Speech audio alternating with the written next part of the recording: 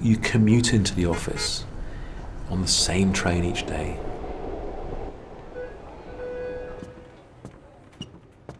You get to the office, you get your coffee, you sit at a desk, this piece of wood, and you're there for 8 hours. It's like a prison to me. It's the physical environment that's built to separate and silo. Okay, well, you don't need to know this kind of information. You should only know what you need to do to stuff this tube into this bottle, or whatever. We're now tethered to devices that beep at us all day long. 47 reply-alls that consist of 2-word answers. On average, 77% of the UK workforce feels that a productive day in the office is clearing their email. Oh my God. You know, it's just shocking to think that actually the process of work has become work itself. When did that happen? A study in the UK a few years ago showed that your average information worker, was interrupted perhaps 7 to 11 times an hour. And this resulted in men in a 15-point drop in IQ temporarily, which is the equivalent to being stoned. I mean, one recent French study, the chief executive said that only 11% of his workforce were really excited and enthused. 70% there was just a way to earn money to keep their family alive.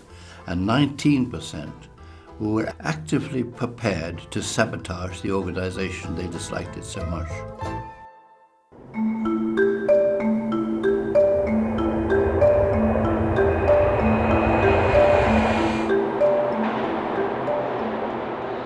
The world of work is changing. On the one hand, we have incredibly high levels of worker disengagement, and there are dire predictions that up to 50% of the jobs in the United States are at risk from automation in the next 2 decades. But on the other hand, we have new companies creating value faster than at any point in human history. We're seeing billion-dollar startups inside a single calendar year. That kind of stuff is happening on the back of that information technology. And we can feel the potential. The digital world brings us a tremendous amount of novelty and new ideas and new insights and new people, new relationships, new opportunities. People have an impact in society in their work in a way that exceeds simply what their pocketbook can do. So what I see is just this untapped potential energy, and it's all because of the systems and processes and mindset that we're using. If we just change the mindset, suddenly there's untapped capability, untapped potential. To learn at faster rates, to achieve our potential much faster. So you enjoy it, and what you're producing is more valuable to other people. It's a win-win. When you think about the huge amount of untapped brain power. The closer we looked, the more we realized that the way we work has not kept up with the rapid pace of change in the world.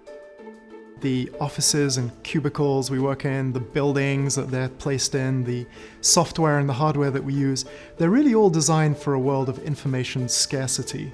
But the world has really changed in the last decade, and we now live in a world of information abundance. People are collaborating, they're communicating with friends, they shop online, they play games, they have this wonderful, rich experience of technology in their personal lives, and then they go into the office. We naturally are beginning to look at our physical environments to have those types of performances. We expect them to be interactive, we expect them to be faster, we expect them to allow us to do things in a more spontaneous and intuitive way. We've been running companies the same way since the Industrial Revolution, when we made them purely for the purpose of doing the same thing over and over at scale as efficiently as possible. It was based on Ford and the production line. The Fordist approach was about pure efficiency, speed of production, lowest cost. All Fords were black because black paint dried quickest. That whole construct is a dead construct, really. It belongs to a previous era. A couple of factors, among others, have changed. First is things have sped up, and that's self-evident. Things are faster, but they're also more interconnected. And when you combine the two, speed and interconnectedness, suddenly you have this unpredictability. So you don't know what tomorrow will be like. You don't know what next week, and you certainly don't know what next year is like.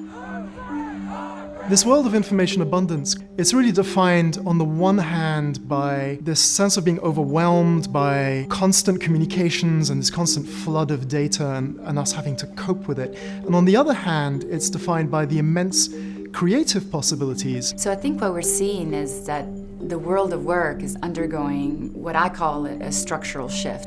How do we lead in this world? How do we create value? How do we organize ourselves, our organizations, our companies, obviously, to be able to generate value collectively? How do we create a culture that allows for experimentation so that failure isn't punished? How do we budget in a world where we're changing priorities rapidly? How do we assign resources? How do we do management? There are so many challenges that people are slowly working through in this new world. The reality is I don't think enough organizations realize what's at stake here. We see right around the world examples of organizations who have failed to change. And so I think a lot of this change inside organizations is not about whether they're going to be successful or not, it's actually whether they're going to survive. The environment is at stake, people's health, a functioning society. It's the motor of our world, and we need to get it right. To understand what was happening, we spoke to experts on the subject from around the world. Join us on our journey of discovery.